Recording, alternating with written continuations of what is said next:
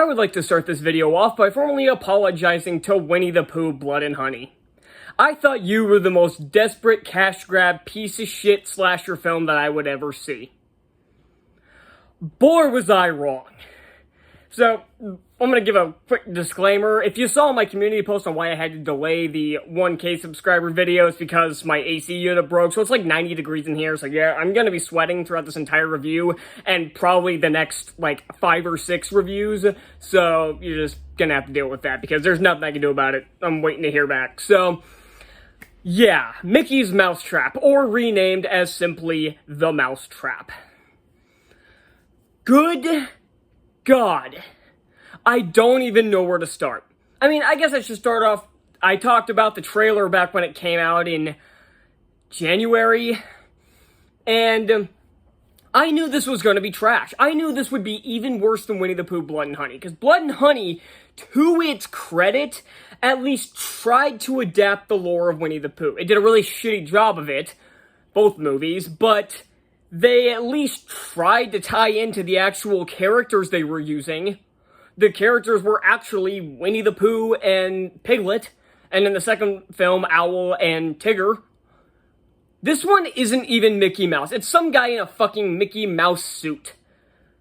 I wouldn't be shocked if this was a completely different horror film, and then they just shoved in the Steamboat Willie mask just because it was in the public domain. Apparently that's what happened with Blood and Honey. It was originally a different horror film, and then they kind of cut it together to make it Winnie the Pooh related, and it honestly felt like it. But, oh man, so let's get into it. I don't know where to start. Let's start with the characters, I guess. This movie has the same problem as, what was it called? Was it Texas Chainsaw Massacre? That came out a few years ago, where it's a case of everyone is an asshole, and you're kind of, to the point where you're kind of rooting for the villain. Almost everybody in this movie is an unlikable douchebag, and you don't care whether or not they live or die. And I guess I should mention that this movie takes place in medias res, which means that the movie starts at a later point in time, and most of the movie is either a flashback or someone explaining something. In this case, it's one of the survivors, or the only survivor. Yeah, that gets contradicted a little bit later. We'll get to that when we get to the ending of this movie, because holy crap. But she was arrested, and she is talking to the cops about what happened, because obviously the sole survivor is the prime suspect, because apparently that wasn't stupid enough in the Blood and Honey movies, where Christopher Robin was the sole survivor, so he was blamed for everything.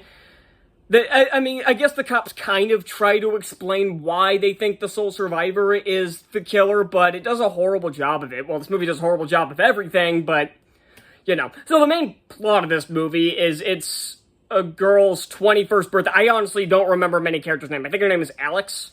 It's her 21st birthday, and her friends show up at her job at this little amusement park.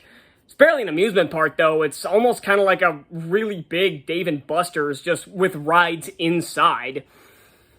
But they show up, and they start off just by doing a bunch of dumb college shit. Just standing around, talking, and drinking, and doing a bunch of other shit, and being assholes to everybody. And eventually, Mickey does show up. Around 40 minutes in, I honestly don't know, but it felt like forever until he actually got to chasing somebody. I mean, he killed a couple people early, but we actually got to the full cat and mouse chase around 40 minutes into this hour and 20-minute movie. And it's got all the typical horror movie cliches. They try to use the phones, but they either don't work, or he hacked into the landlines or something, and all they're hearing is him. And they try to make a big deal about who the guy in the mouse mask is. They constantly think it's one of their friends named Ryan, because they made a big deal about talking about how he has serial killer vibes and everything, it was supposed to be a joke, but it's and it's obviously not him. You know who it is. For fuck's sake, okay, so I'm just gonna tell you straight up, I know who it is. It's the British guy, the manager, because he goes into another room, starts watching Steamboat Willie shorts for some reason. I'm pretty sure that's copyright infringement, by the way. I don't care if this is in the public domain, they're using Disney shorts. Hell, the movie starts off with the opening credits playing, next to Disney Steamboat Willie short, so I'm pretty sure that's copyright infringement. But either way, that's the least of this movie's problems. He's in there, he starts hearing some weird creepy voice coming from the Mickey Mouse mask sitting on a shelf, and they're still trying to hide the fact that it's him. I mean, they never say it's him. Yeah, the killer is never revealed in this movie, by the way. But it's glaringly obvious it's him. For fuck's sake, when Alex tries to use the phone to call 911 and you hear him on the other side, he's trying to use a different voice so they can't understand him, but you can still hear the British accent coming through the phone. And for God's sake, even on IMDb it would give it away, because the actor who played the manager also played Mickey Mouse. So, how is this supposed to be a mystery? You didn't need to make this a mystery, because you did such a shit job of it. Oh, man. And speaking of Ryan, he's probably the least offensive actor in this movie, because everybody else isn't good enough for porn. Their line deliveries are so bad. I've seen read-throughs of people when they sit in the room and they first read the script with better vocal inflections than these people are giving. Nobody can act, and it's not like the directing is any better. In fact, the shot composition is really bad. The editing is some of the worst I've seen in a long time. And even the music is basically non-existent. Like, there's a quote-unquote tense scene, it would be tense if I gave a shit, where Mickey's chasing one of the girls, and as soon as she starts trying to run away and he starts chasing her, you would think there'd be some tense music playing, but it's dead silent. Like, you hear her yelling for help with, again, some really bad line delivery, so it's kind of funny. But there's no music to be found there. Every once in a while, you'll get some of the most generic-ass, copyright-free music. I can tell they didn't actually have a composer for this movie. They just took some random royalty-free shit off the internet and had some guy edit it into it, and I guess he was credited for the music. They didn't have a composer for this. I'm calling it. And you're probably wondering, these are college kids, where are their phones? Well, they put their phones in a trash bag, and then Mickey stole them. Why did they give up their phones? Well, you can tell they're ripping off Blood and Honey, because they did the same thing where the girls gave up their phones when they were at the cabin, even though that they could have easily went and grabbed them, because they were just sitting on a little shelf somewhere. And one of the girls takes it anyway and starts using it. But either way, they gave the excuse that they were out in the wilderness. They gave up their phones so they can kind of enjoy the ambiance of being out in the woods and just getting away from technology. This one, they're in a fucking amusement park at a college girl's birthday party. Why'd they give up their phones? Like, if you want to stay off your phone, fine, just put it in your damn pocket or something. This isn't difficult. And by the way, let's get to Mickey for a little bit, because one, that mask isn't fucking scary. I mean, look at this fucking thing. Does this look scary to you? Like, when he's, like, confronting a couple of the hockey players at a bar somewhere, it's never really explained. He's, like, he's just standing there, and it's supposed to be a really creepy scene where the guys are, where you know what's gonna happen. The guys are making fun of him for the mask and everything, and he's going to kill them, even though he doesn't really kill them, he just knocks them out. And by the way, when he grabs the first guy's hockey stick, dude doesn't even try to put up a fight, or it wasn't even like he ripped it from him. He just straight up grabbed it, and the dude let go. He didn't even try to put up a fight. What the fuck? But yeah, this guy isn't scary. You know who it is, even though they add a really, really weird twist at the end, which I'll get into later, trust me. But he can teleport. And I don't mean the Michael Myers, I could call it Michael Myers syndrome, I guess, where he's, like, so mysterious and so fast that it's like he teleports, where someone, like, falls down, you focus on them for a few seconds, only for a few seconds, and all of a sudden, he's gone. It's like, shit, where'd he go? Where it's feasible if he's fast enough. Here, he literally teleports on screen.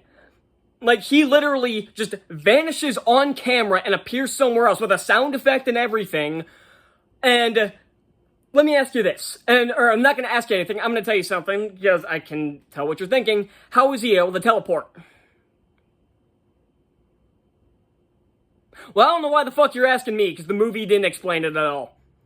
It really didn't. Like, it didn't explain where the voice that this guy was hearing coming from the Mickey Mouse mask. It doesn't explain how he's able to teleport, and the ending is just fucking stupid. But again, I'll get to that soon. But there's a couple other things I want to talk about. First off is the dialogue. This is some of the worst dialogue I have ever heard. I think the dialogue in fuck, what was it called? American Society of Magical Negroes was less cringy than this movie. This movie was clearly written by someone who has never even written fan fiction or something like this before. They have clearly never written anything in their lives, and they just, I mean, they probably have, but probably nothing any good. I mean, I probably said the same thing about Blood and Honey, where it feels like amateur filmmaking, even though it's people who have done this before. But yeah, this is like the most amateur film I've ever seen in my life. The directing is ass. The actors, again, they're not good enough for community theater. The dialogue is some of the cringiest shit I've ever heard. And I guess there's a couple of funny lines, mainly out of Ryan, but even though he's supposed to be the biggest dick out of all of them, and I guess there was one kind of funny line out of somebody else, where after the killer starts killing people, one of the guys who's been missing for a while shows up, and they're like, "Where were you?" I was like, "I was in the bathroom." And one of the girls is asking, "Doing what?" And I'm like, "Are you okay?" First off, my reaction was, "Did you seriously just ask that question?" And the guy's response is, "Would you like a number?" That was pretty funny. Of course, the only joke that worked in this movie was a toilet joke, but at that point, I was taking what I could get. So, let's talk about the ending, shall we? So, this entire movie, like I said, is taking place with one of the girls, I think her name was Rebecca, in a jail cell, explaining this to a couple of cops. Like, explaining what happened, even though she wasn't there for most of this, so how does she know? But it's kind of explained in a minute, but just give me a second, I'll get to it.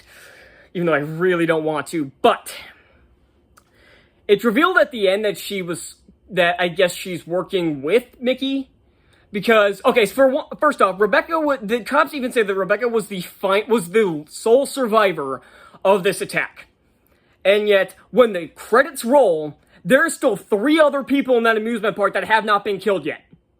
So, Mickey, teleports into the jail, the cops are gone, and he opens the jail cell, and it's, implied that she's, working with him, or maybe he's, recruiting her now, which is why he kept her alive or something. It's not explained. Nothing's explained.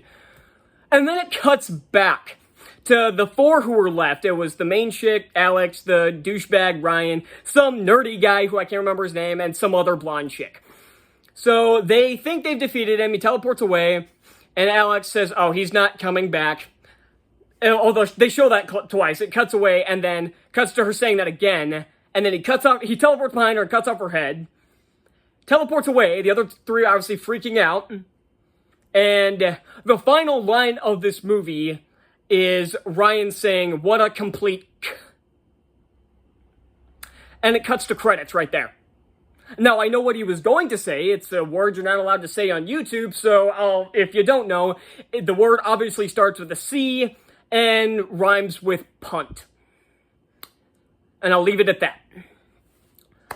So, 1, how is she the lone survivor if there were still 3 people there? And if you're going to tell me there was probably a deleted scene where they killed the other 3, go the fuck away. Because that is the stupidest defense I've ever heard. Why didn't he just kill them there? What was the point of leaving them alive? I mean, with what they're doing with the fucking Rebecca character, it looks like they're trying to set up for a fucking sequel with maybe these 3 are trying to fight back or something. I guess that's the only thing I can think of. But this is probably the worst movie ending ever. Ever, because nothing's resolved. It contradicts what was said at the beginning of the film. And, again, it feels like nothing happened at this point. Because there are still 3 survivors. The one chick who, I don't know where she went during the flashback scenes, during the kills. I don't know where she went. She got, her ankle sliced or something while she was in the laser tag place. And and just never showed up again. Ever. She did not show up again, other than the media rest scenes. This movie is possibly the worst made film I have ever seen. And I've seen some doozies of movies. I've seen The Room. I've seen Son of the Mask. I've seen Ed Wood movies. I've seen Uwe Boll films. I've seen the 50 Shades movies. I've seen the Twilight films. I've seen some of the shittiest movies ever made. This is worse than movies like Freddy Got Fingered, too. This is possibly Now, this didn't piss me off as much as American Society of Magical Negroes, but this is probably a worse made film, because American Society of Magical Negroes was just racist garbage. This thing is the most incompetent film I've ever seen in my life, and for that, F minus. No, really, F minus. Fuck this movie. So that's all I got for this, and I hopefully will never have to talk about this other than the bottom 15 movies of 2024. So I'll see you next time. Bye.